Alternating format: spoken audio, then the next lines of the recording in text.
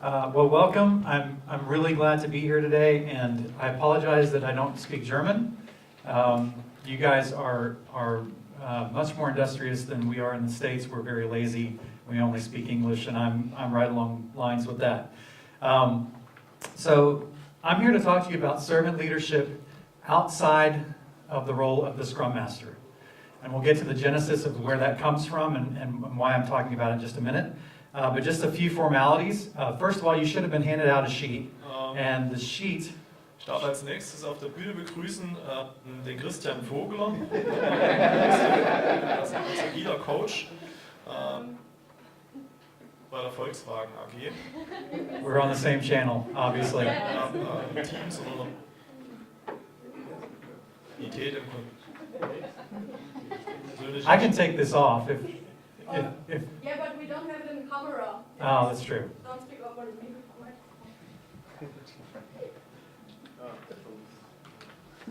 Well, it's died down, so let me continue. Maybe I can talk over them. So you have a sheet that should have been handed out to you, and this is what I call a graphic organizer for the talk today. So we're going to be talking about the things you see on there, but there's lots of blank space, and that's intentional. It's there for you to take whatever notes you want to take during the talk today. All right? That's something you take home with you.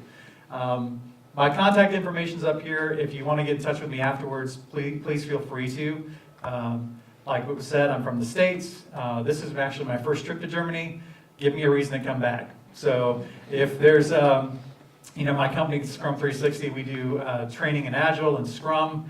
We also do a course called Training from the Back of the Room, which is a presentation skills type train the trainer class. So if any of that sounds like something that your organization might be interested in, reach out to me. I'd be happy to come back.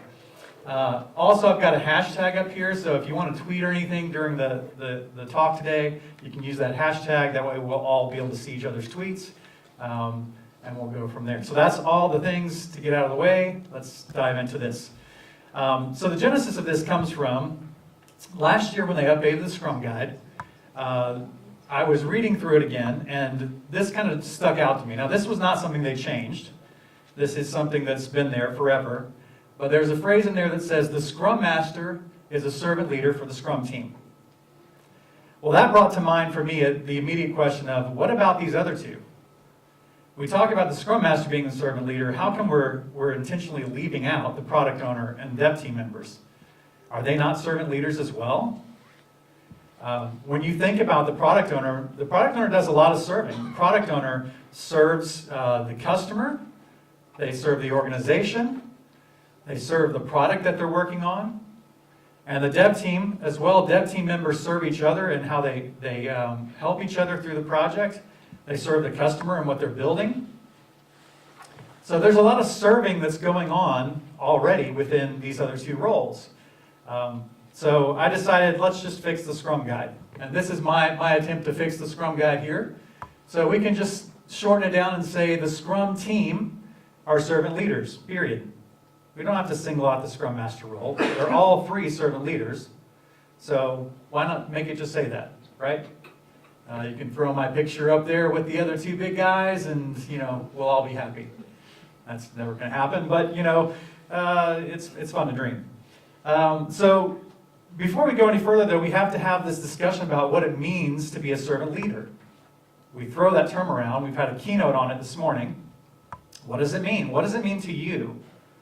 So I want to ask you, if you can take out your phones and go to the site pollev.com/Scrum360. You're going to participate along with me throughout this talk, and we're going to see some of your responses. So this is going to be interactive as we go along. But go to pollev.com/Scrum360. You shouldn't need to log in or anything else. And there you can start entering your responses as to what it means to you. What does servant leadership mean to you? What's going to happen here is that you're going to see responses come up, and you'll see them on your phone as well, and then you can vote for responses. So before you submit one, make sure that no one else has entered the same thing, and that way we won't have duplicates. But we'll start to see a list of things that will appear up in here that will be self-ranking. So again, that's pollev.com/Scrum360. See, we have our first response. So it means paving the road for others to shine, doing the best I can for my team and clients. What else do we have? And again, if you see one that you like in there, go ahead and vote for it. You can vote on it and we'll start to see the numbers tally and we'll have the most important ones at the top.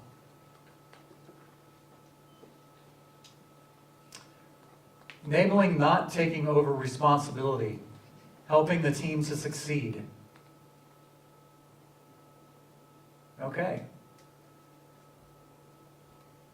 Making sure that the team has everything it needs to develop good products, lead by example, nurture others' potential, be as good as I can for my team, leading by example, be a shining beacon upon a hill. Things like our number one right now is to help the team succeed, followed closely by nurture others' potential. So these are some good responses. You can see that we all have some different opinions about what it means to be a servant leader we've walked into the room with. And we're going to grow to that. Help the team to succeed, though, is obviously our number one vote getter in this round. All right, so let's move on. That is what you guys think about servant leadership. Well, we saw this in our keynote as well. Robert Greenleaf, the man who was the founder of the servant leadership movement back in the 70s, he identified these 10 characteristics, and this was sort of his definition of servant leadership. There are 10 characteristics that really define what makes a servant leader. And there are these 10 that you see on the board. So as I was going through this process and thinking about product owner, dev team member, and then servant leadership, I thought maybe there's sort of a Venn diagram for these things where you can line up and overlap the product owner and the dev team member with these 10 characteristics and see where they have some overlap between the two. And where there's not overlap, perhaps maybe we can find new ways to unlock that servant leadership potential in those two roles and go to greater depths and become even better leaders in our organization. So that's what we're going to do. We're going to take an in-depth look at these 10 characteristics and see how they can apply to the product owner and the dev team roles and how they can help you even become a better leader in those roles on your teams. So the first one we're going to talk about is listening. And to kick this off to this exploration of these 10 characteristics, I thought there was probably no better way here at Agile Bodensee to start off our exploration than with a German proverb. So I'm told this is a German proverb. I've also read it might be Swedish. Let's just say it's German because we're in Germany. Okay? The wise man has long ears and a short tongue. There's another one that says we're given 2 ears and 1 mouth, so we should listen twice as much as we speak. Both make sense, right? And they get to the heart of the fact that really what we need to do is in our society, we talk first and we listen second, when it should be the reverse. Especially as Agilists, especially as leaders, when we're trying to deliver to our customers, we have to be able to listen to them if we're going to deliver what they really need. So I thought it was worthwhile to take just a slight little divergence from talking about servant leadership to a quick little masterclass here in being a better listener, okay? So a really quick masterclass in being a better listener. There's just 2 rules. The first rule is don't talk. Pretty simple, right? You can't really be listening if you're talking, so don't talk. Anyone want to guess what rule number 2 is? How about this? Don't think about talking. That might seem obvious as well, and by the way, that's the end of the masterclass. So you've all passed. I don't have certificates, but you passed the masterclass. But you'd be surprised how difficult it is for people to stop the inner monologue they have going in their head when they're listening to someone. They're really waiting for their chance to speak next. And so they're rehearsing in their mind, what am I going to say when it's my turn to talk?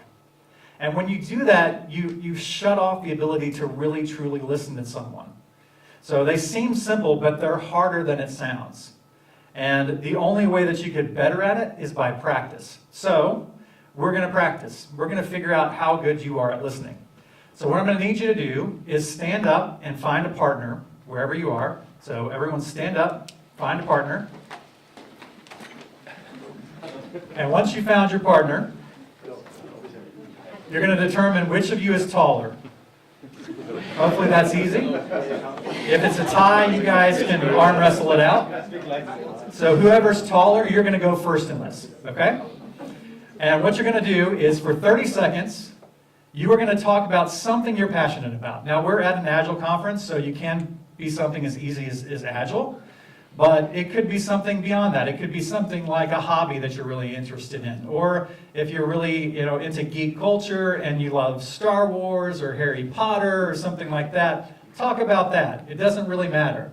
You're going to talk for 30 seconds. Shorter person, your job is the two things we just saw. Don't talk and don't think about talking.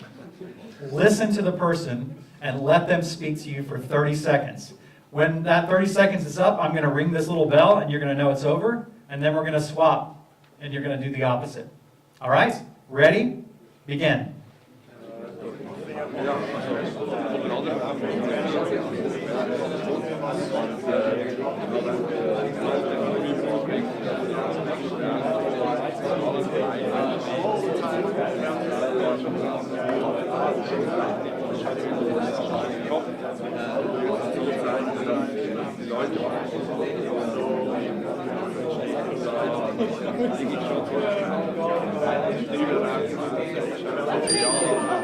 All right, round one is over.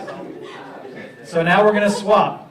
Shorter person and taller person, you're going to swap roles. The other person's going to listen. Remember the two rules. Don't talk, don't think about talking, and begin.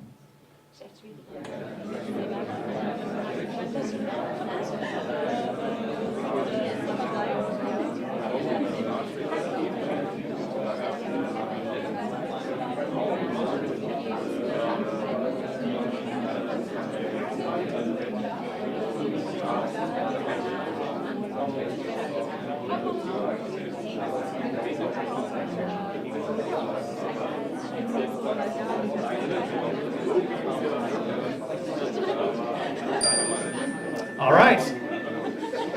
You can have a seat now. Now, the whole point of that, and what I hope you get from that, is it's more difficult than it sounds, right? It's harder to hold your tongue and sit there and not acknowledge constantly what the other person is saying. So it's something, as I say, that you have to practice. So I encourage you, practice this. Practice it with your significant other, with your spouse, with whoever is important in your life that you see on a daily basis. Practice actively listening to them, not talking and not thinking about talking. You'll get better at it. You'll become a better listener because of it. So let's line this up with our two roles and think, how does this affect it? Why are we talking about this in an Agile context? Well, product owners, are you really able to listen to your customers to determine what it is they really need? Are you listening really hard to what they have to say to you? Are you cultivating that culture of listening before speaking? And dev team members, do you listen to other members on your team? Are you having an honest dialogue with others? And are you not waiting for your turn to talk, but actually listening to others' opinions? If you do that, you'll unlock this Agile superpower of really being able to deliver what our customers want. So that's why it's important to us. Whew, that's just our first one. Let's get to empathy. The others will go faster, I promise. So empathy, there's a lot of confusion about empathy. People confuse it with sympathy. So I put together these cartoons from the internet to kind of give you a better example. Maybe this explains it a little bit easier, what the difference between empathy and sympathy is. The way I would sum it up is empathy is coming alongside someone, whereas sympathy is still standing far off. All right? Coming alongside versus standing far off.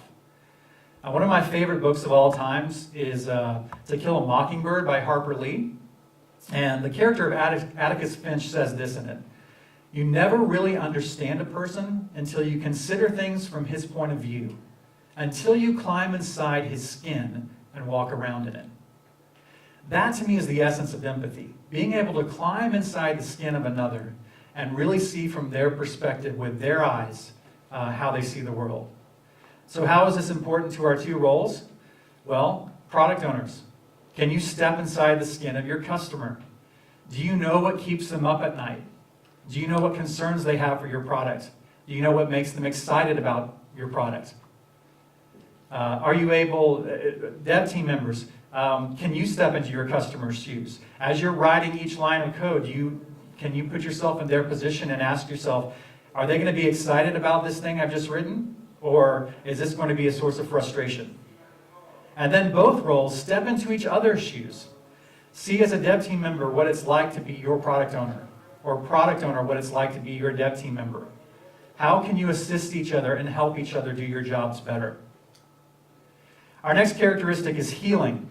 Now, healing comes from this concept in servant leadership that we all suffer injuries in our jobs, and it's our job as leaders to help bring some healing to those situations. And if you've been in a waterfall type organization, there's no doubt that you've seen injury occur, and you probably have experienced injury, right? So that's part of our job as leaders, is to try to heal those divides that occur over time.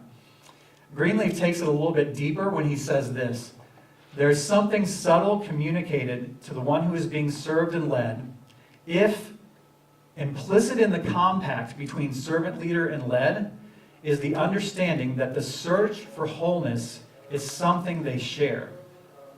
So that's a lot of words, but basically what it's boiled down to is it's saying we all have our issues, right? We all bring our own junk to what we're doing in our jobs. And you're going to be a much more effective leader if you approach people from that perspective, that you have your faults as well. If you approach them from the perspective of, I'm perfect and I have all the answers, they're not going to listen to you and they're not going to want help from you. Because who would want help from someone like that? We want help from people that seem human and real to us. And that's what Greenleaf is getting at from this. So, for our two roles, product owner. What are you doing to heal this historical divide that we have between business and technology? I've seen organizations where they're literally in two different buildings. There's such a divide in those organizations. So what are you doing as a product owner to heal that, to bridge that gap between technology and business? And are you seeing the other members of your team as equals, or do you see yourself as higher than they are because you are the product owner, right? You're a team of equals, so do you see them in that way? Dev team members, how are you helping other team members through conflict? We've all had conflicts arise, personal conflicts in teams that we've worked with. When that happens, do you sit back and say, hey, that's their problem, I'm going to let them deal with it? Or as a leader, do you step up and try to heal that? Those wounds that are allowed to fester, they can destroy the highest productive teams in the world, because no one does anything about them, and that spreads throughout the team. So what are you doing to heal that in your teams? Awareness is our next characteristic, and it's not this metaphysical thing like this picture kind of suggests. It's not psychic or anything like that. Really what we're talking about is self-awareness.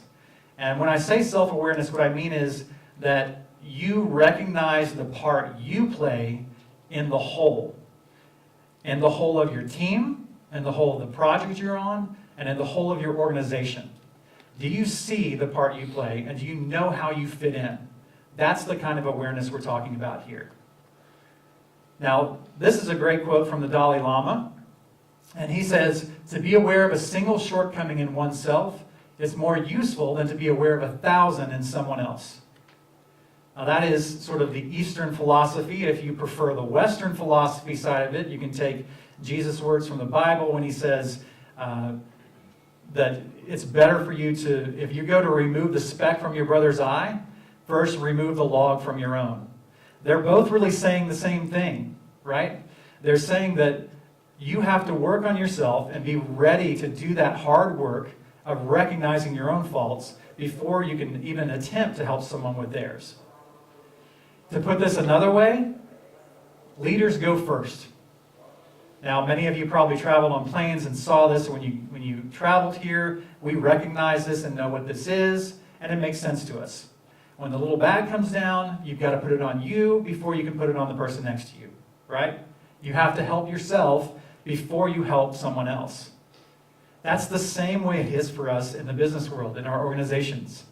You have to be ready to help yourself before you can help the people next to you. You have to take care of yourself first.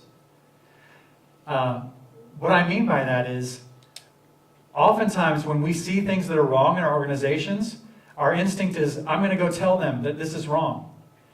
That's not what we should be doing. What we should be doing is making the change ourselves and leading by example, showing them this is what needs to change.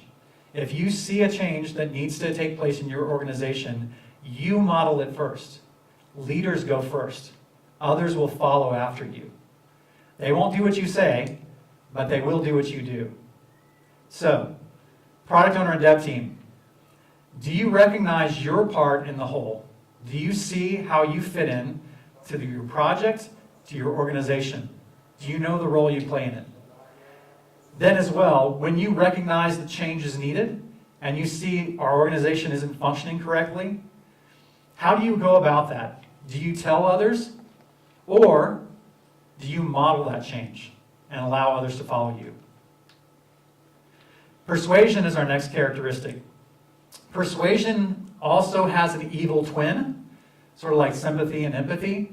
Lots of times people think that they're practicing persuasion, but what they're really practicing is coercion. And there's a big difference between those two. Casey Cole says this: persuasion requires understanding, coercion requires only power. Coercion requires only power. And how often have we experienced that? People in positions of authority exercise that authority. That is business as usual. That is how we typically do things.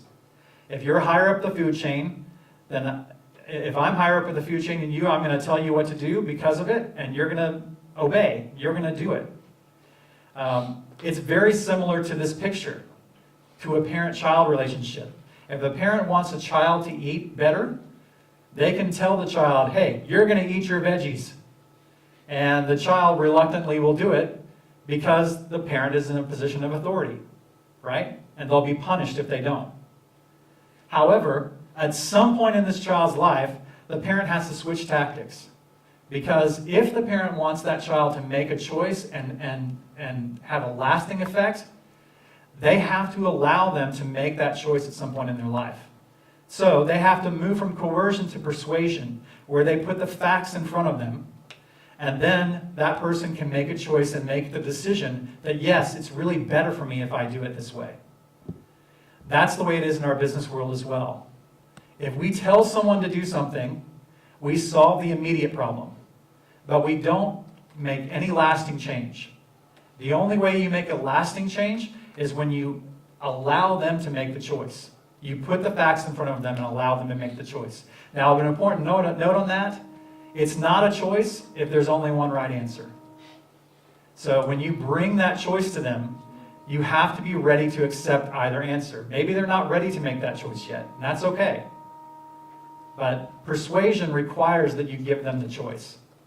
So, product owners, are you convinced, are you coercing people, or are you using persuasion on them?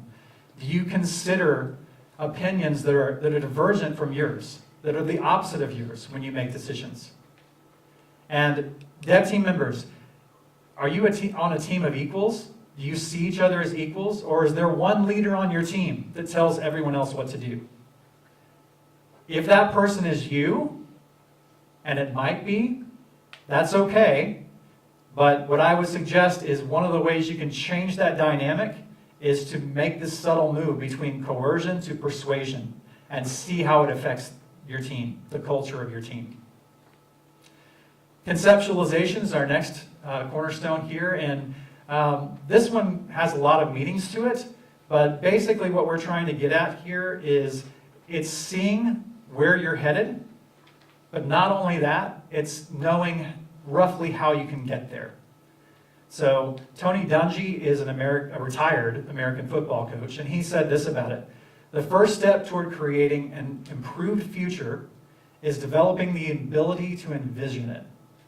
All right, that handles that vision part of it. We're looking ahead and we can see where we're going. Conceptualization says, though, we have to find a way to make it reality. So in order for us to practice conceptualization, we have to know where we're going and how we're going to get there, roughly. We're going to discover things along the way, but we have to make what our vision is become a reality. So product owners, as you're working on your product backlog and you're writing user stories, do you keep your eye on the big picture? Do you know how those user stories are going to fit into the final vision of what you initially laid out for the team? And are you sharing that and casting that vision to your development team? Are you inspiring them to follow along on the vision that you've helped create? Dev team members, when you work on your small details, when you work on today's line of code, are you able to see the impact of that down the road? Do you know that what you're writing is not going to cause some huge technical debt that you're going to have to go back and erase at some point? Are you keeping your eye on the future and knowing how you can get there from here? Foresight is this interesting concept where it's not really about seeing the future like a fortune cookie would kind of make you think. It's really a little bit deeper than that. Foresight is the intersection of past, present, and future. It's all combined in one space. So Robin Sharma says this about it: the real trick in life is to turn hindsight into foresight that reveals insight. Hindsight into foresight that reveals insight. I love that quote. Now, if this is sounding somewhat familiar to you, it should, because in our Scrum framework, we have something built in for this. We have inspect and adapt cycles that are specifically there to help us gain foresight and not repeat the same mistakes over and over. We have a retrospective at the end of every sprint to do just this. However, you don't just get it for free. You can't just show up and gain that. In order for you to gain it, you've got to invest. You've got to show up for every retrospective as a product owner or a dev team member and bring all that you are to it. You have to come there ready to talk about things. You cannot sit back and think the Scrum Master is in charge of us getting quality and value out of this meeting, because that's not the Scrum Master's job. The Scrum Master is there to facilitate. So they're setting the place, they're setting a structure for you, but the content is entirely on the product owner and the dev team. So if you are not getting quality value out of your retrospectives, look to your roles. Look to product owner and dev team members. Don't look to the Scrum Master. They can get creative with the framework, but they're not going to be there to give you the content. So, before I go on, there's another thing that is required besides being present and really investing in it. And that is this concept of we have to feel safe to voice our opinion in our retrospectives, and we have to know that what we say is heard. So I have another pop question for you here. So go to the same place. You can just refresh your page and this will come up. How strongly do you agree with this statement? I feel safe to speak my mind in my organization, and I feel my voice is heard. So do you strongly agree with that? Do you agree? Are you neutral? Do you disagree? Or do you strongly disagree? Again, I feel safe to speak my mind in my organization, and I feel my voice is heard.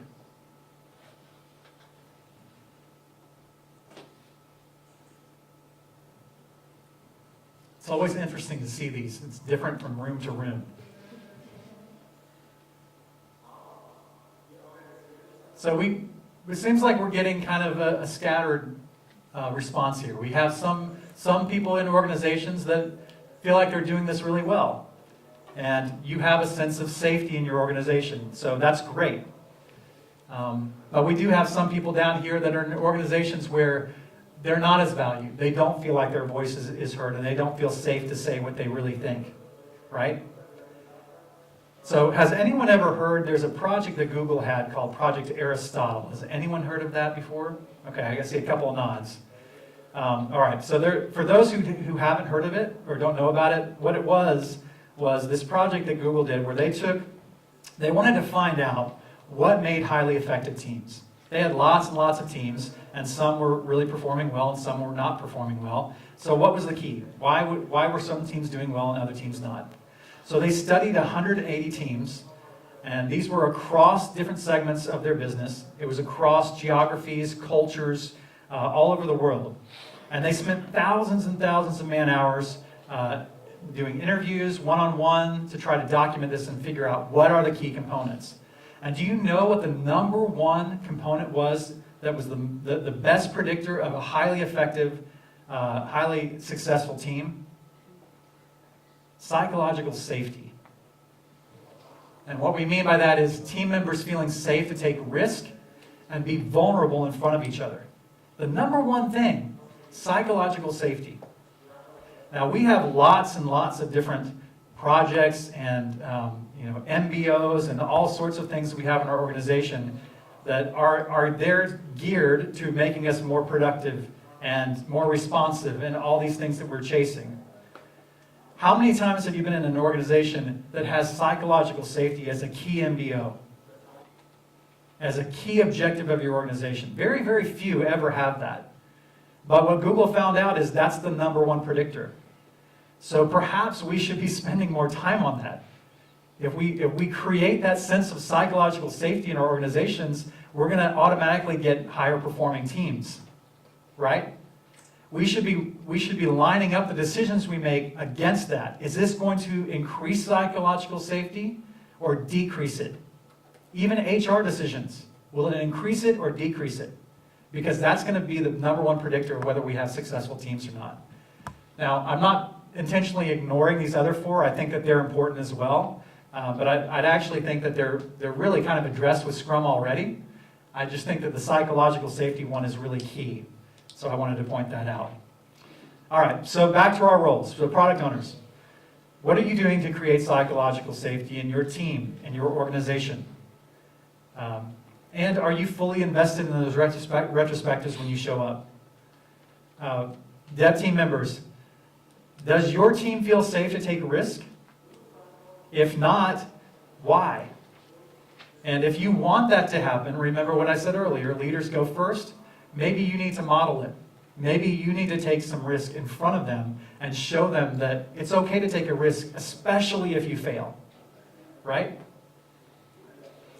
You also have to bring all that you are to your retrospectives. Again, it's the product owner and the dev team who are responsible for getting the content out of a retrospective.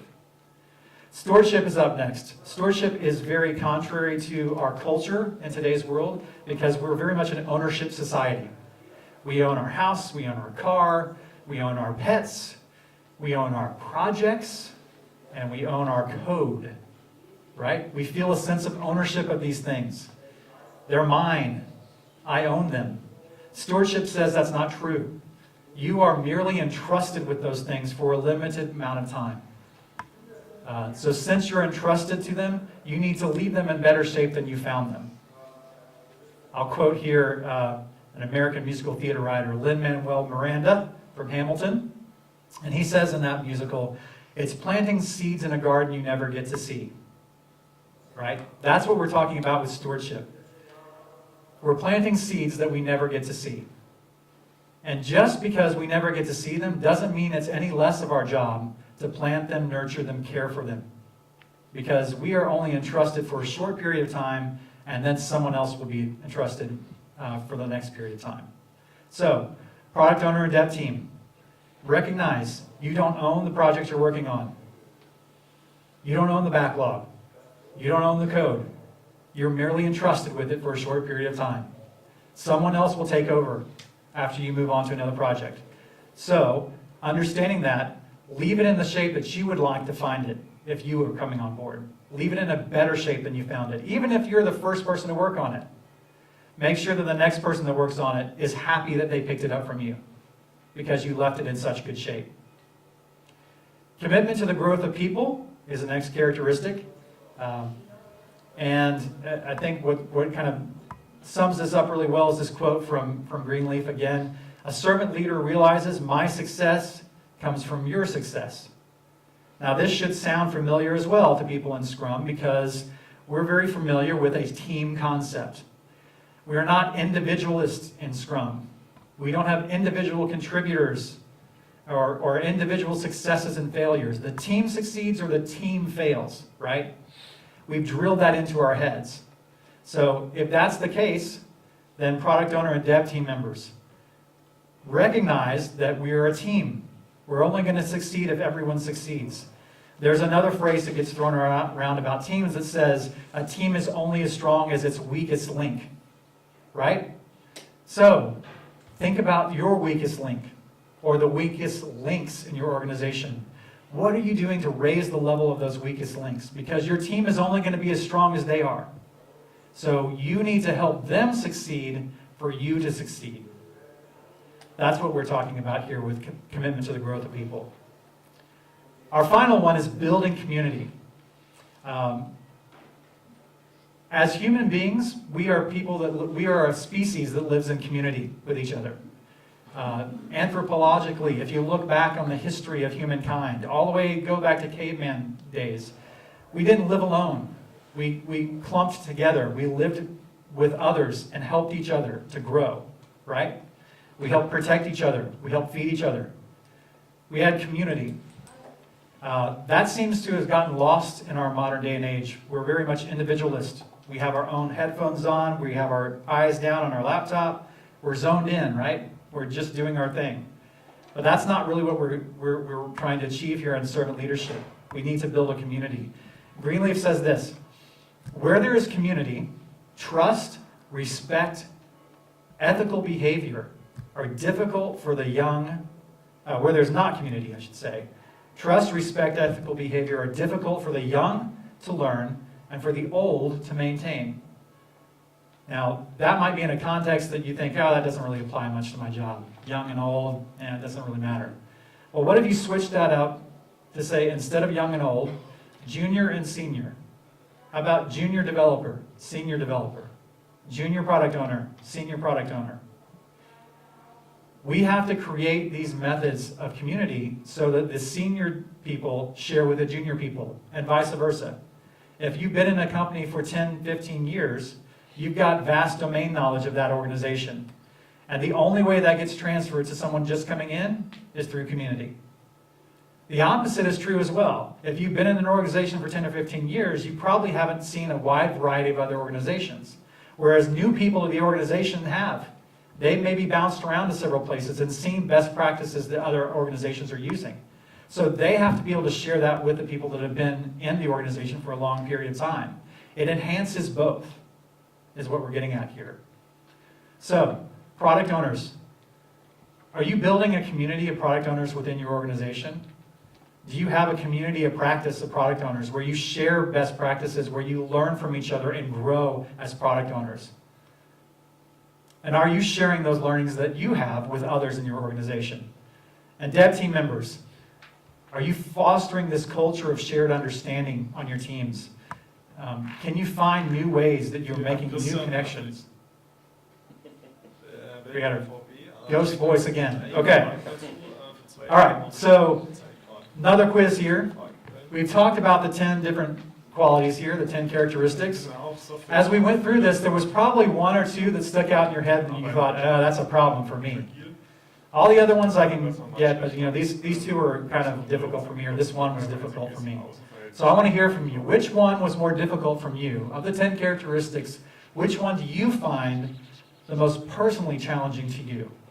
So let's vote on that and see what the room says.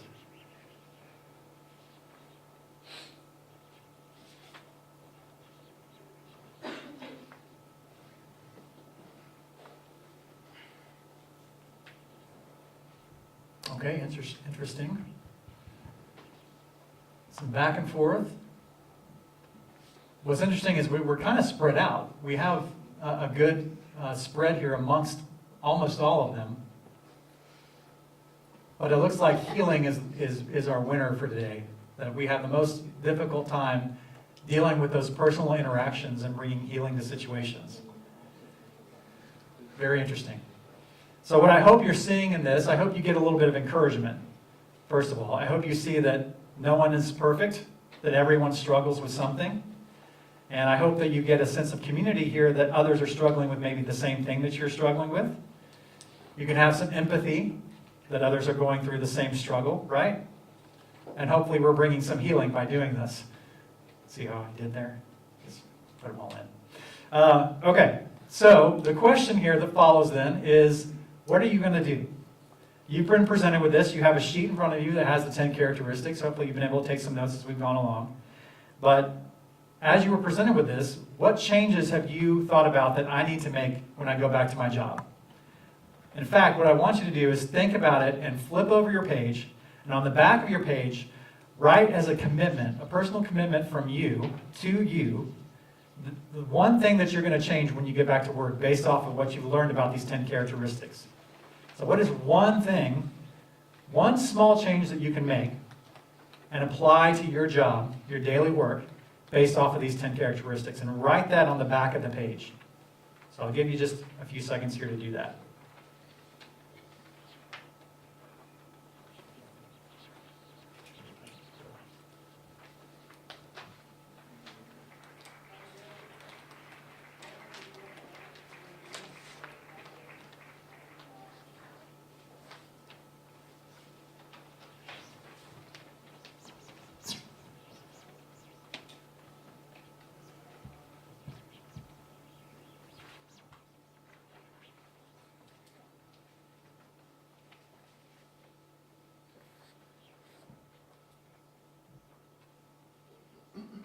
Okay, I'm seeing a lot of eyes, so I'm thinking that most of us have wrapped up.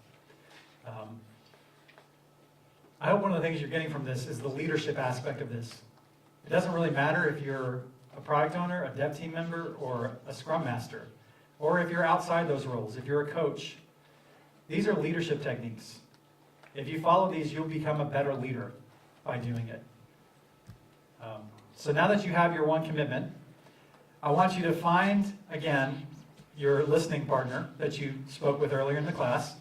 And what you're going to do here in just a second is I want you to share with your listening partner what is the one thing that you can change. Okay? And when you do this, consider this a commitment. You are committing to this other person. You're verbally getting this out of you. You're committing to the other person that I'm going to make this change when I go back to work. So tall person share first, and then shorter person you can respond. Go.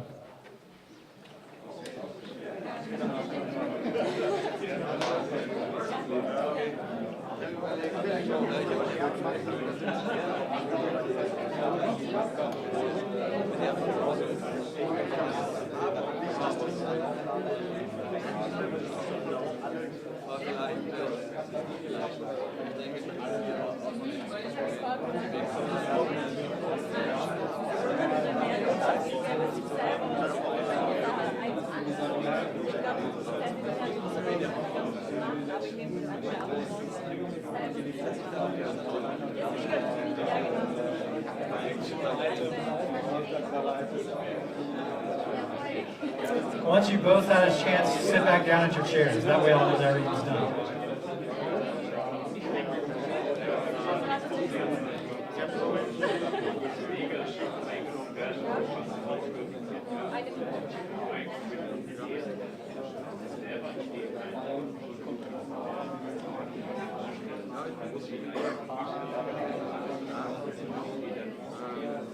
Okay.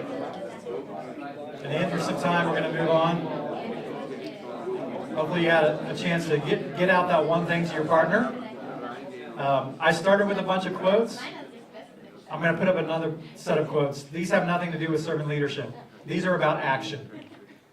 And my encouragement to you, as you made these commitments to yourself and to the others in the room, to your partner, is to take action. Don't let this be just a theoretical exercise in your head, but actually do small experiments.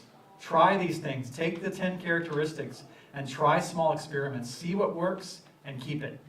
If it doesn't work, throw it out and try something else. That's what we do. We're Agilists, right? We're going to try little experiments and see what works. So with that, I want to thank you guys. You've been a great crowd. I've really enjoyed your responses. It's been really enlightening. And we have time for maybe a question? Yeah, a Okay. few minutes. Oh, a few minutes. Yeah, Okay. sure. Thank you, Brian.